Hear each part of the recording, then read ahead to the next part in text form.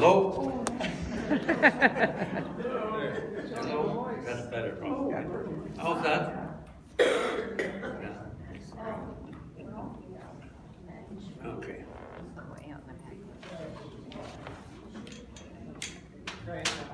Hello? Yeah, you said you don't have to face it. All right. I'll see. Just give a little extra. Okay. That sounds okay here. But I have both, so what's the point? One or the other? No, we don't need this one. Okay. That one's more than.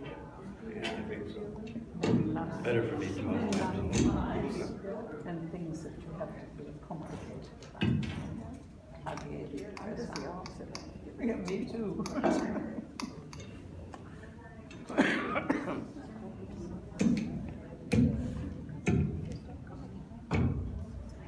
Hello? Hello? Hello? Yeah. Okay. Hello? Yeah.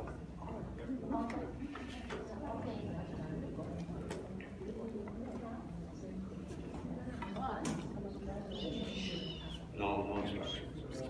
Well, you should. It looks better.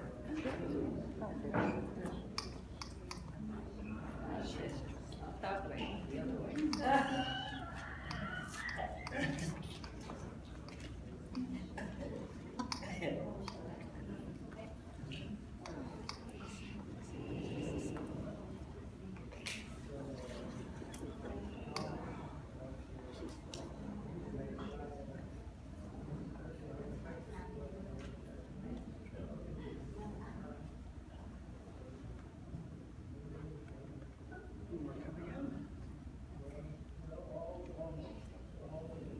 No one wants to sit in the front row, it's just like school. Go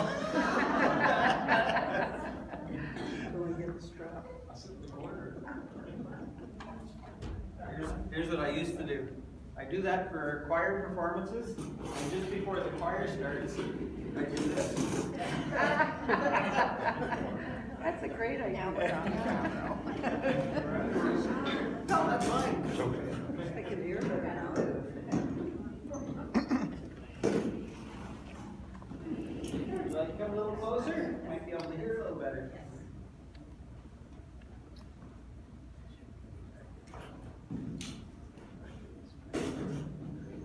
There we go.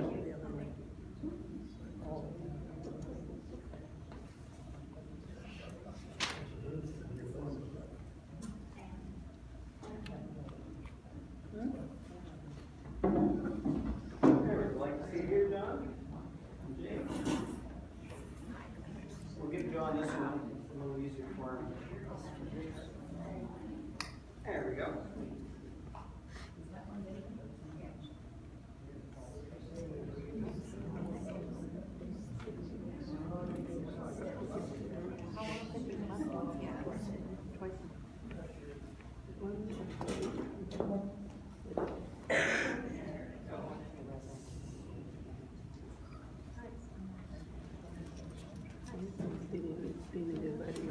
Welcome everyone to another Treasured Life Memoirs program.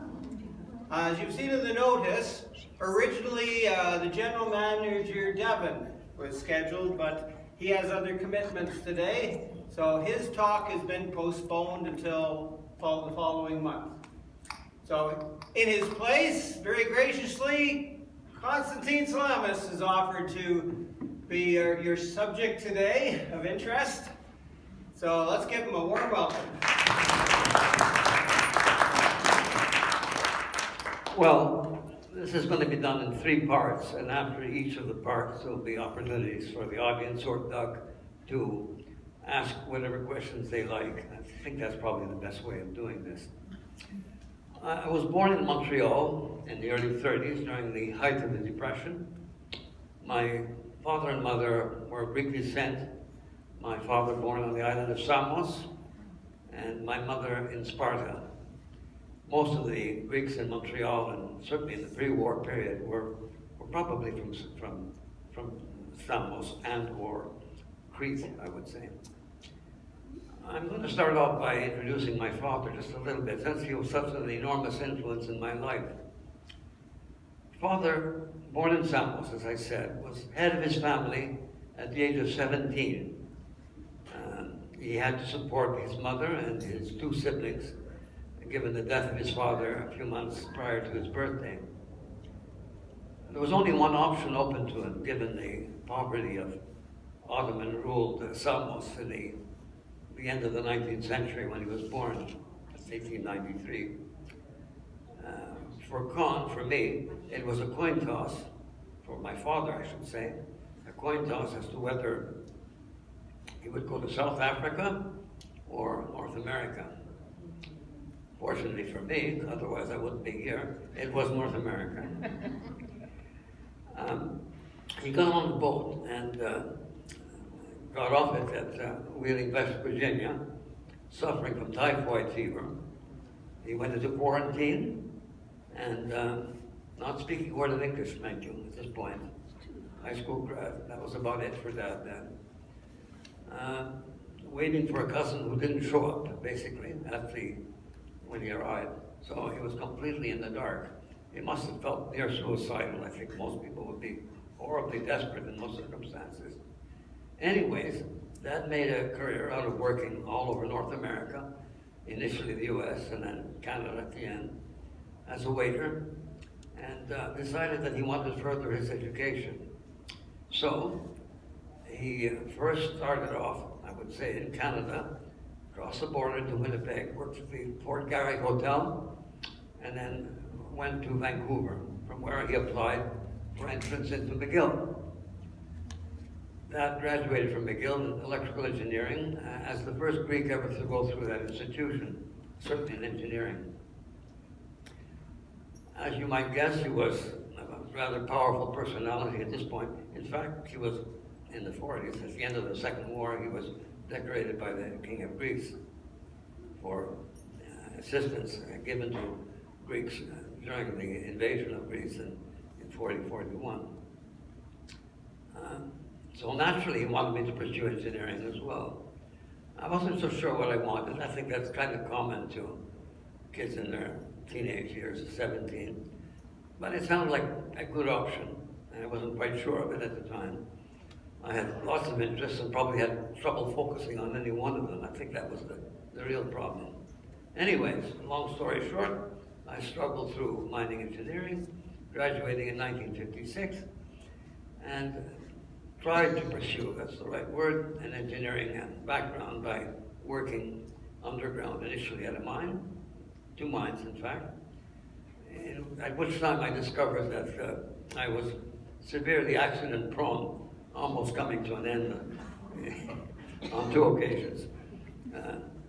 The ones that are most memorable are those in the Noranda area at Queenmount.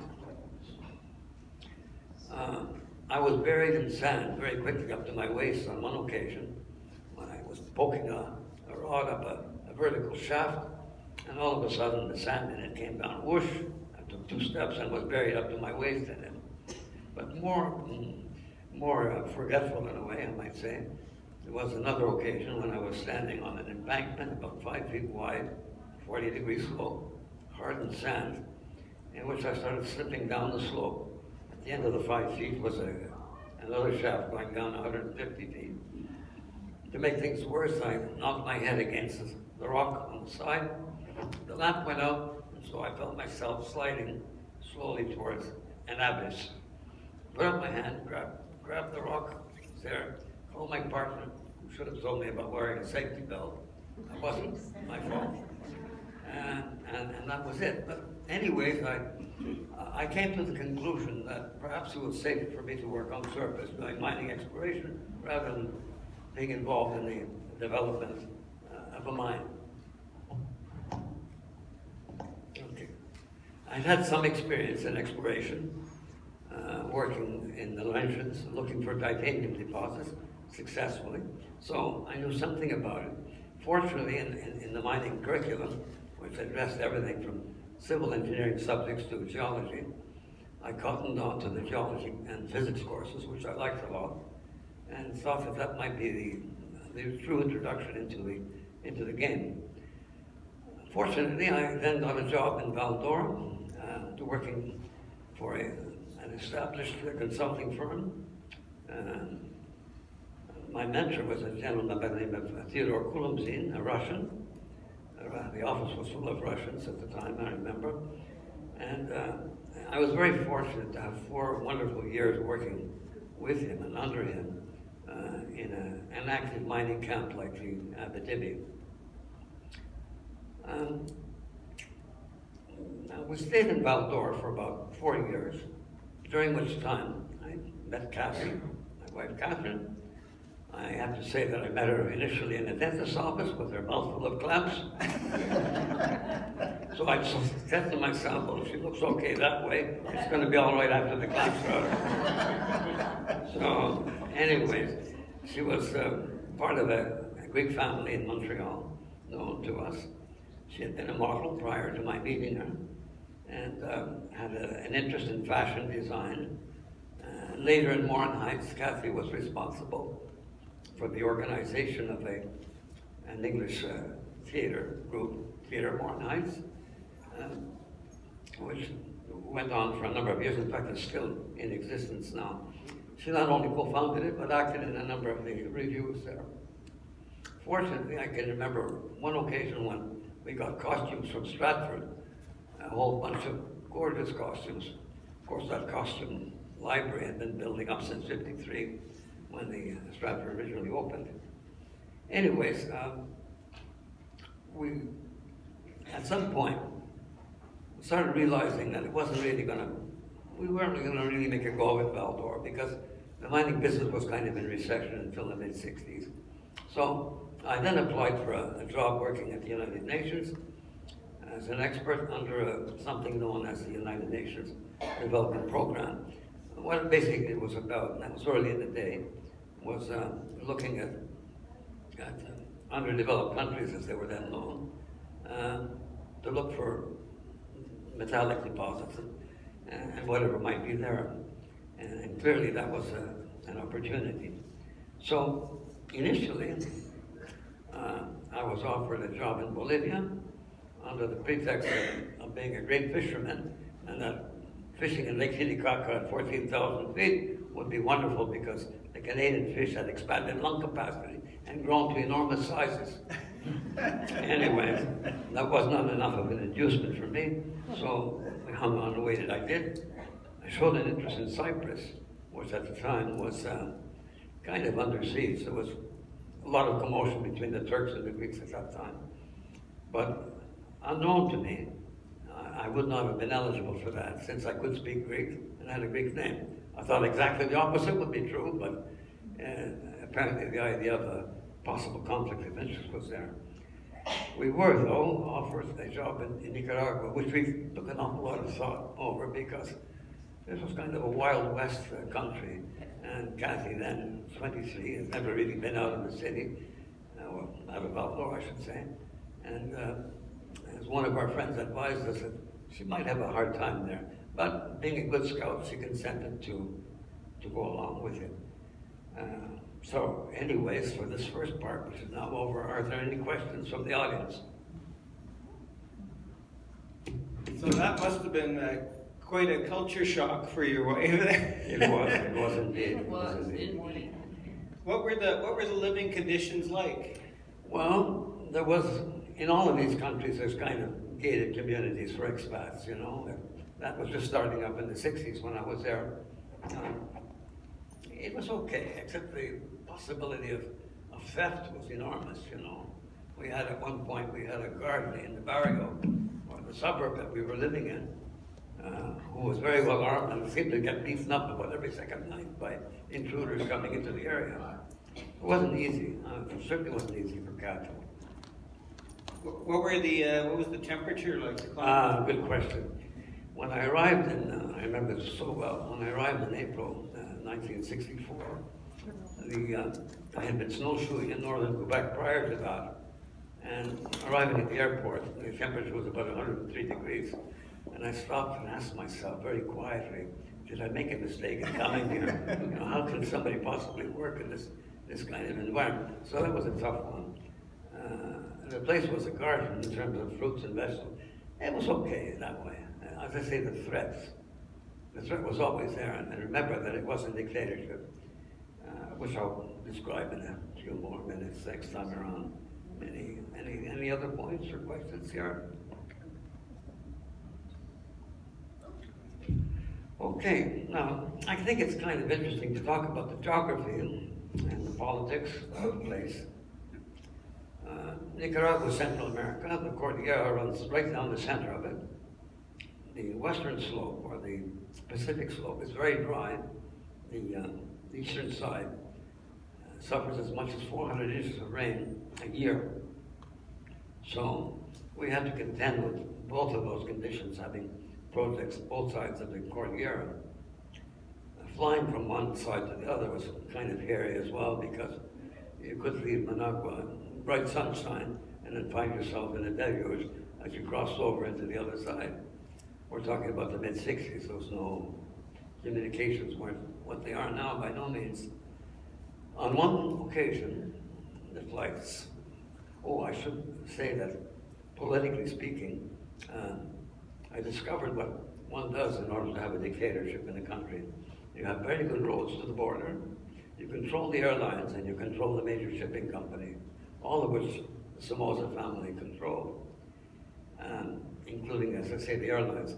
So there was a flight going from Managua to the west side, over the Cordillera, into a couple of mining camps, run by Canadians, by the way, in the jungle, on the east side of the country, with only two possible airstrips to land in. The planes were DC-6s, C-47, same thing.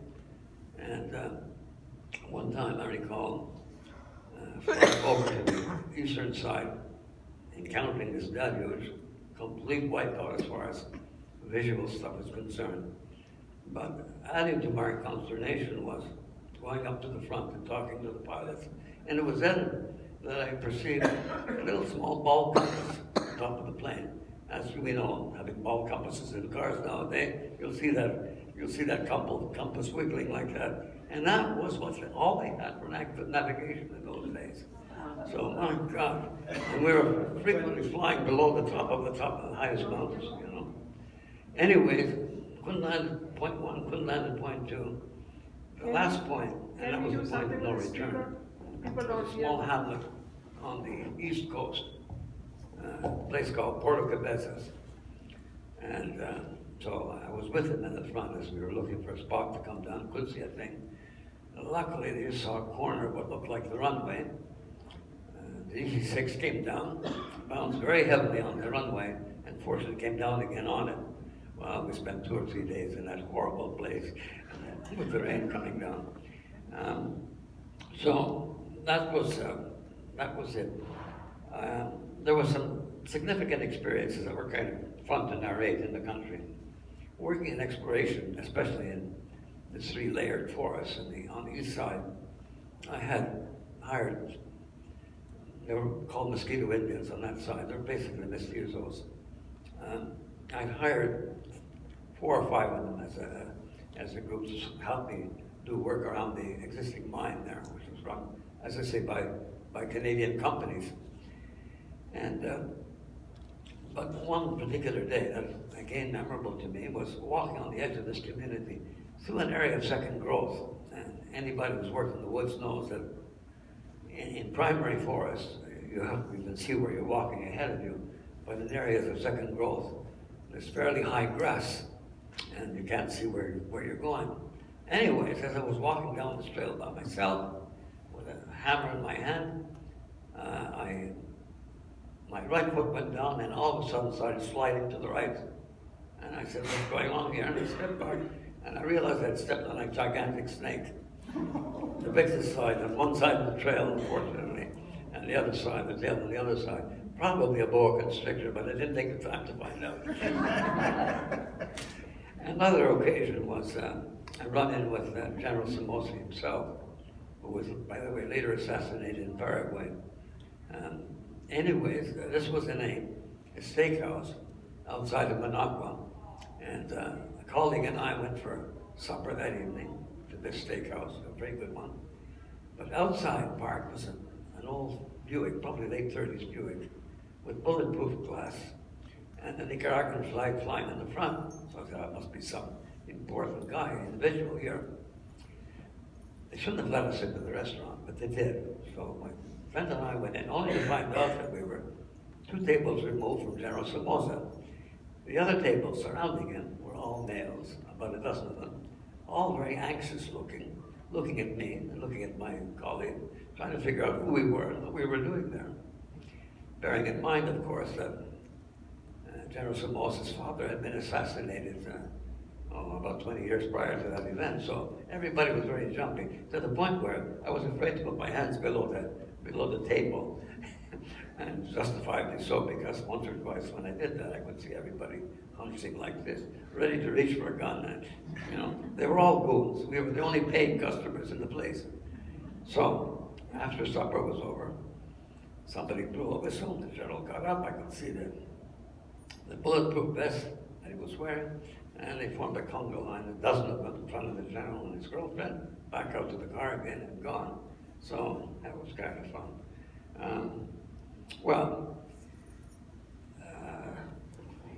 The next event was a possibility of going to Kenya. I was offered that job by the UN.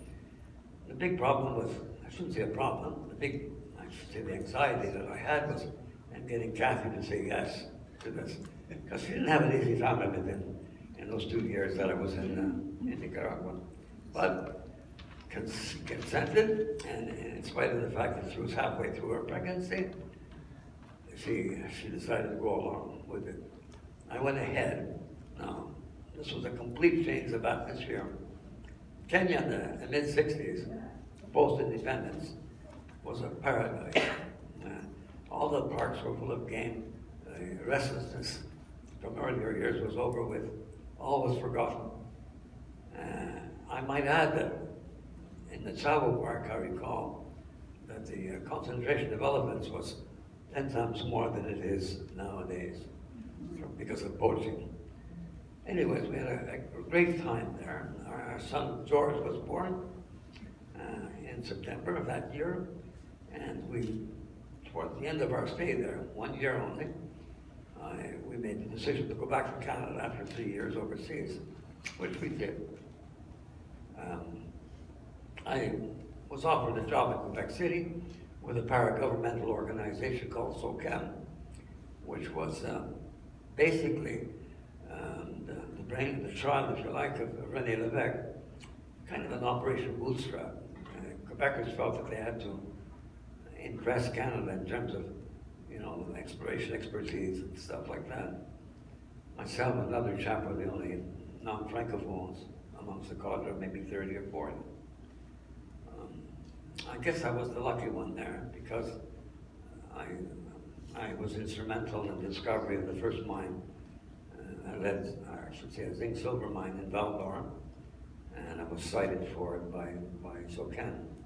A year later, I used that as kind of a springboard to do what I always wanted to do, which was be independent, my Greek heritage, I guess, and go out on my own as a consultant in mining exploration. Well, with that, we moved to Morin Heights ski country, giving Kathy the opportunity to further her own interests there, starting the theater up and getting involved in the church, which we were both a part of, and music. So this was while I was traveling a lot, and I did a lot of traveling. I had jobs mostly in Saharan Africa and Southern Europe, Greece particularly, Papua New Guinea, Saudi Arabia. And the Saudi Arabian thing was kind of amusing because it gave, what can I say, it gave me an appreciation of how fortunate we are in this part of the world.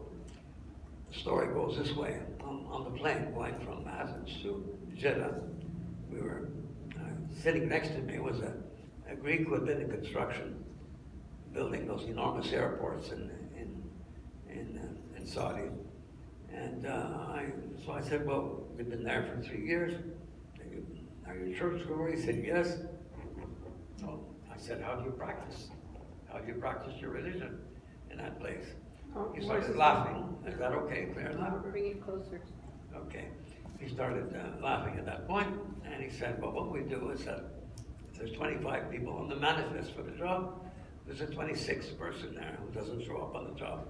but acts as a surrogate priest. And we have services in his basement on Sundays. I found that terribly good, but as I say, an appreciation of what we've got in this part of the world. So after all of that travel, I come home and enjoy the company of Kathy and the theater that she had started.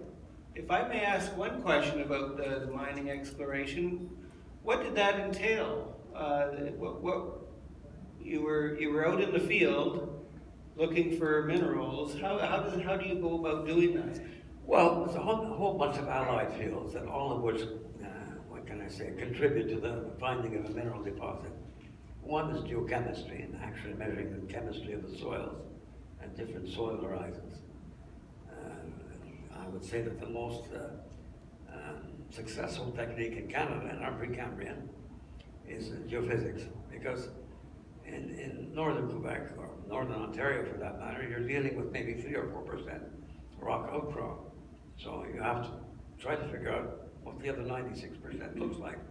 So magnetics in particular, magnetic properties of rocks, geophysics, electrical conductivity, electromagnetic responses, all that, and gravity, actually measuring the specific gravity of what's below you. All of these tools are measurable. Is that done in a plane or right on the ground? Both. Initially, in my time there, it was 90% on the ground. In a way better, because ground geophysics enabled us to, magnetics could pretty sort of get an idea what kind of It rocks. just lets you know the composition of the Exactly. rocks underneath. Yeah. Any other questions? No? Well,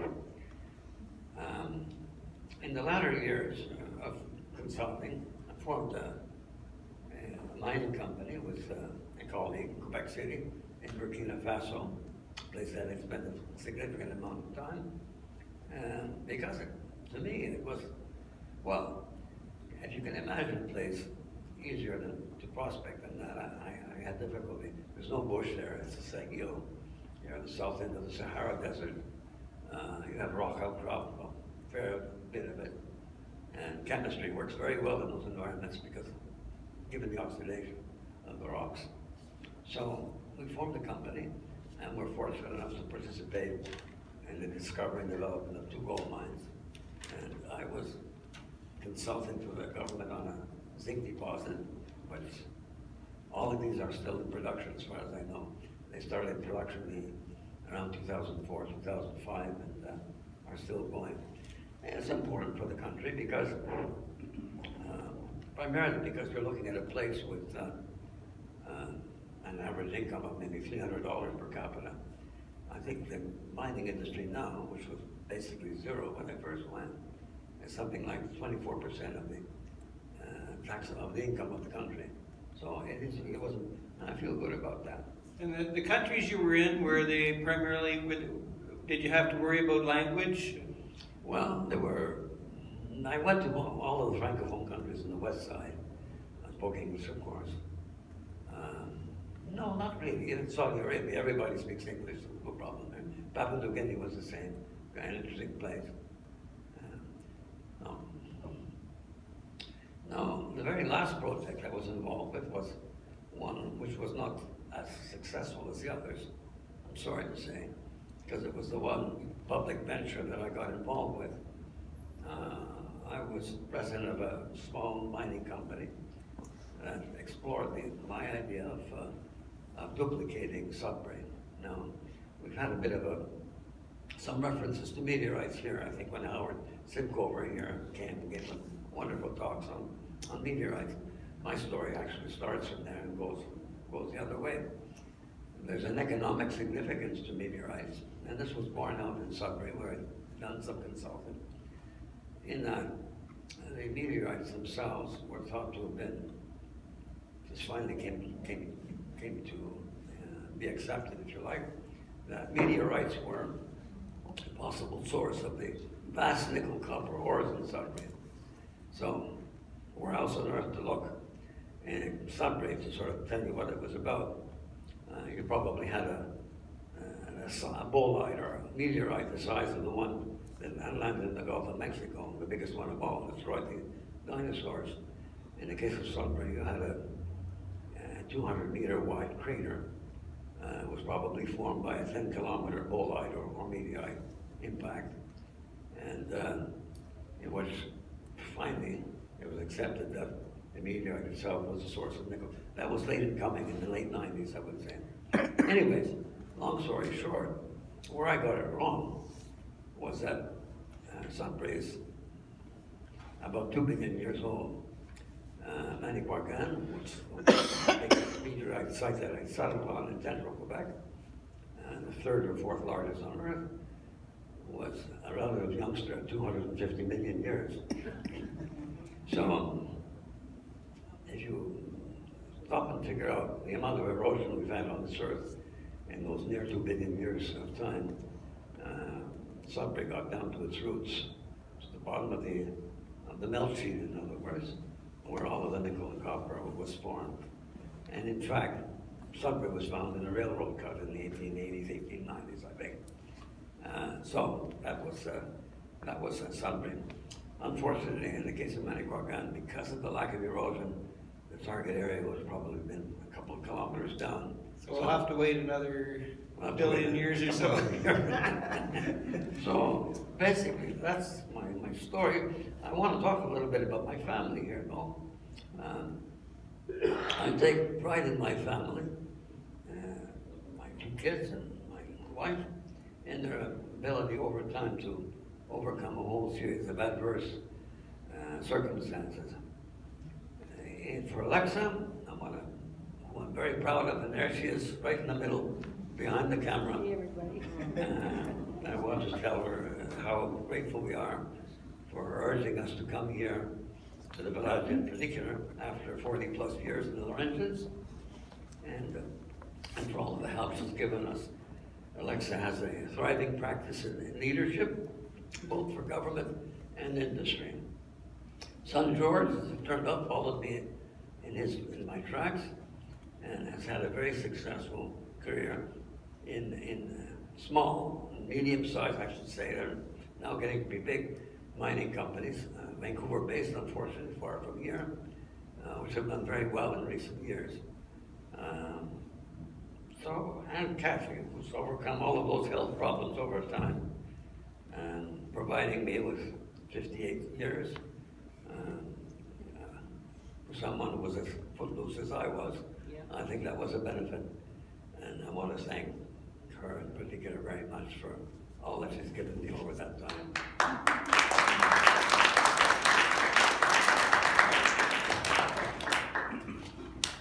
Once more, if there's any questions, that will be it for now. Any questions from the audience? Yes, Michelle.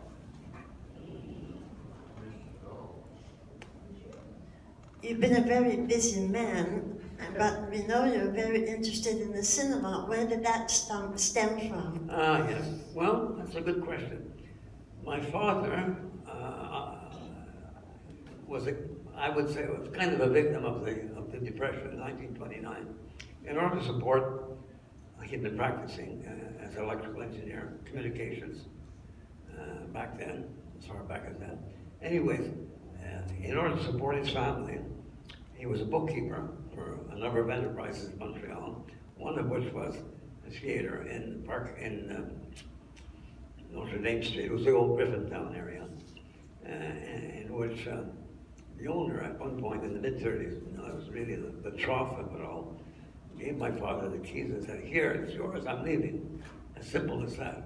So my father willy-nilly became a theater owner in 1935, right up until the early 50s. Hence his interest and mine. Actually, Dad wasn't interested in movies at all. It was me who became interested in it.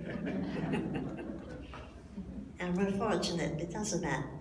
I have another question. You mentioned the choice for your father was South Africa or Canada. Why would he have looked at South Africa? Well, I never asked him that, to be honest. Probably some Greek connections down there, I would imagine. You know, he had something to go to. That's the only possible explanation. I have no idea why. He ended up in the States, Wheeling, West Virginia, with his grandfather's guitar, I remember, not much more. and that was it. He had no connection. He was only 17. He had no connections anywhere really, except for that cousin who didn't show up at the landing. Thank you. Any other questions?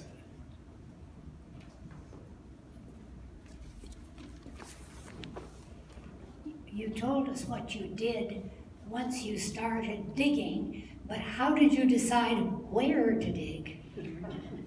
Well, we had licensed areas, either in Abitibi, but in my own case with the mining company, we started in West Africa. It was mostly geochemistry that helped us an awful lot, which worked extremely well. As I mentioned earlier, measuring the chemistry at various soil horizons was one key in terms of discovery.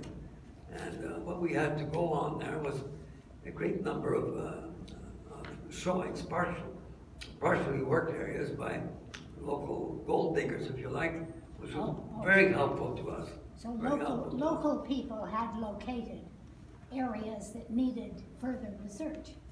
Well, these were subsistence type of things, hand to mouth. I mean, we're earning maybe $2 or $3 a day doing this, but there was maybe 50,000 of them working in Burkina right through the 70s and 80s. So following them is probably the easiest thing to do. But then geophysics and geochemistry to zone in on places, to put down drill holes, which we did, of course, and establish a reserve. That's how it happens in mining exploration. It was interesting how you described the geophysics. Yeah, I've heard that on the time team, the geophys, and they measuring the electrical response under the ground. And you were saying magnetic. I was surprised they were using techniques that advanced back then. I think my idea of going out to look for minerals was somebody with a little rock hammer. Well, it's still very important. Yeah, still important. There's no getting away from it. And in Burkina, we had the advantage of lots more outcrop. I mean, the glaciation in the Canadian Shield has covered 95% plus of all the possible outcrop areas. So we're working at a disadvantage here, but not there, not in Burkina. West Africa was fine. No glaciation and desertification. Did everyone hear a little anecdote that Con had about going through the tall grass and stepping on what he thought was a log, and then the log was moved? Yeah, I did mention that, Doug. What kind of snake? I didn't take the time to find out, but it was probably a boa constrictor. But it took quite a while to clear. Oh my gosh, I was standing there for seconds looking at that damn snake cross the path. Were your pants wet up? I don't know, I'm not sure. Okay, we've got a question back here. I was just wondering if you had anything to do with the museum across the road there, where there's the most marvelous collection of minerals and all the gorgeous things that are under the ground all over the world. That's probably one of the best collections anywhere. I go there Marvelous, beautiful. maybe half a dozen times a year, not just for that, but all 4 floors, which are fascinating there. It's only a 5-minute walk from here.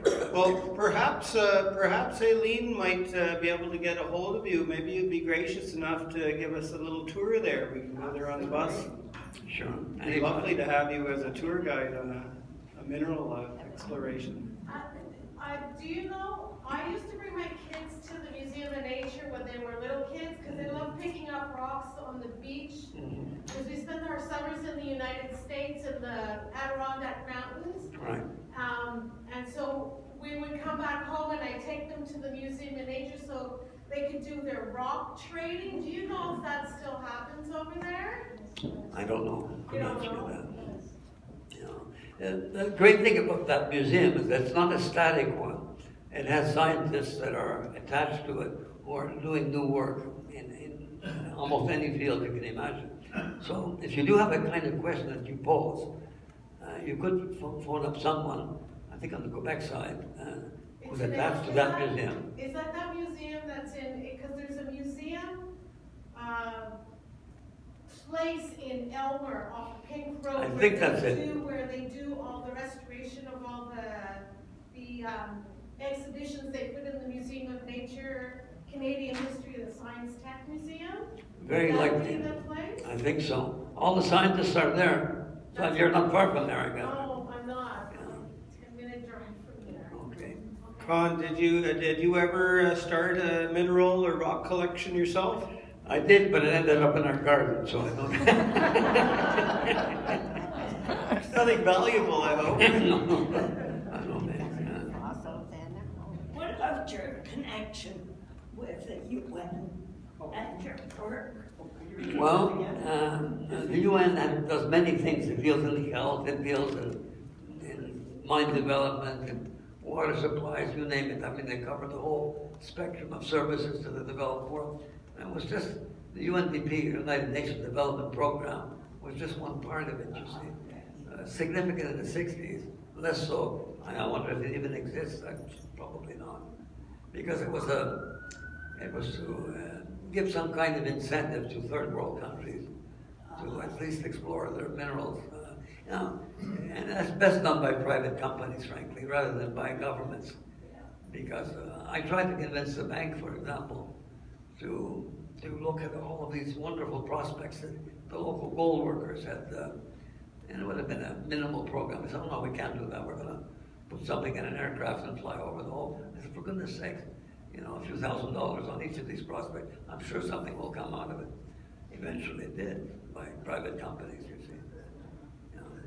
And your company that you originally set up is still in service? No, it's gone now. We ended up selling bits and pieces of it to major companies.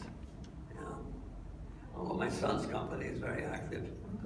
Very active. He's working now in Idaho on a gold. Actually, it's an ancient prospect. It was first mined in the 1890s, and more recently in the 70s and 80s. And using again modern technology, they're having a lot of success there. So I'm keeping my fingers crossed. I remember what they did in Timmins a few years ago. They discovered with modern mining techniques, they could get the old tailing mountains and start reprocessing them because there was still a lot of trace gold and other things left in those tailings. So we've got a whole new set of mountains up there.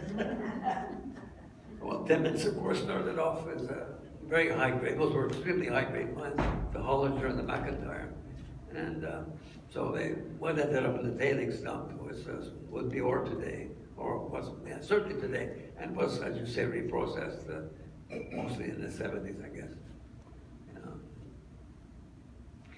It's a very interesting field, mining, and provides. I'm going to put in a kind of what can I say? Say something good about resources, which are kind of down in the dumps nowadays because I think because they're politically negative. It seems to me. But resource industries in Canada, for the 800,000 people that are involved in them, the average income nowadays is $140,000 a year. So I guess what I want to say is it beats flipping hamburgers at McDonald's at my job. Okay, we've got a question back here. In your mining career, Con, did you ever do any prospecting? And if so, did you ever find something that meant mining?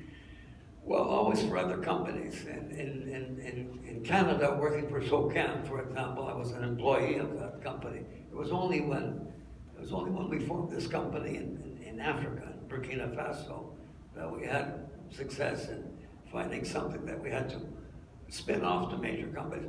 We did this all privately, not publicly. In Burkina Faso, it was the CIBC that financed us. No markets. I always had a kind of unfounded leeriness about forming a public company in mining. I just didn't feel I was up to it, to be honest with you. You had to end up lying to your mother about something, about how good something was. And so I avoided the public scenario, which is impossible nowadays to do. You just have to do it publicly now. Burkina was easier.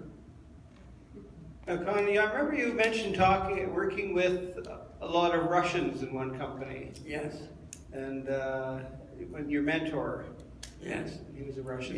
Yes. Well, Ken Kulumzin was, as a youngster, left during the Russian Revolution and ended up studying in Paris, geophysics, and coming over in the mid-30s to Val d'Or and starting his practice there. As I said, the others in the office were kind of interesting characters, one of whom wrote the church music, all original, for the church that Constantine had built in a swamp on the edge of town. And the other guy, Walter Gears, had actually fought on both sides of the Second World War. Fascinating story.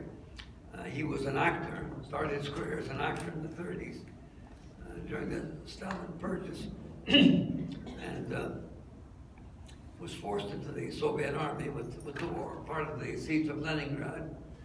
He was wounded, captured by the Germans, brought back into Germany, and was openly a member of what was then called the Vlasov movement, mostly Ukrainians who were not pro-Hitler, but anti-communists, and therefore were willing to take their chances with Hitler conquering the Soviet. Clearly, when the war started going the other way, the first ones to be on from the local nearest tree would have been these characters if the Russians came in from the southeast part of Germany. Walter was one of the fortunate ones because he could speak German, was an actor, and asked for a transfer to a spot where no one knew him. When that location was taken over by the Russian army, he passed himself off as a half-wit, got away with it, and was sent to his hometown in Russia as a German prisoner of war, praying each day that no one would recognize him in the 3 years that he was there.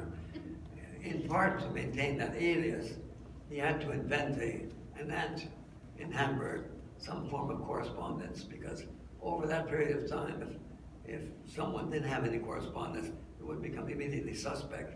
Well, he got away with it and ended up immigrating to Canada, joining our company as a technician.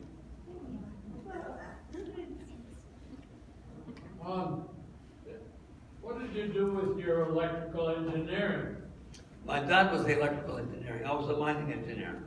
But when you graduated, you said you graduated in electrical engineering. No, that's my father. Me, it was mining. Oh. You see, but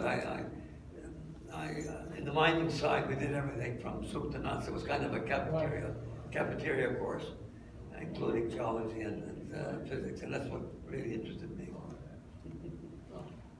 So, Con, I'm still interested in the story about you take this city girl, you know, from Montreal, and all of a sudden she's heading out to Nicaragua. What did your parents think about this? Well, the fact that that Con was born, bred, and brought up in Montreal like I was, they thought there was something not bad, you know, that maybe it would work. The fact that he was of Greek origin, and my father was of Greek origin, my mother was more American, and but you know, they interacted, and then they met Con, and they liked him, so that helped, right, Con? Right, so I guess they hoped that his traipsing eventually would come to an end and he'd come back to Canada. Yeah, they did. Yeah, that's true. I wanted to ask a question, I think. No? Anyone else for a question? Well, on behalf of everyone here, I sincerely thank Con for stepping in and being our representative here for Treasured Life Memoirs. Special thanks to Pushpa again for organizing this. Thank you very much, Pushpa. Thank you all for coming, everyone.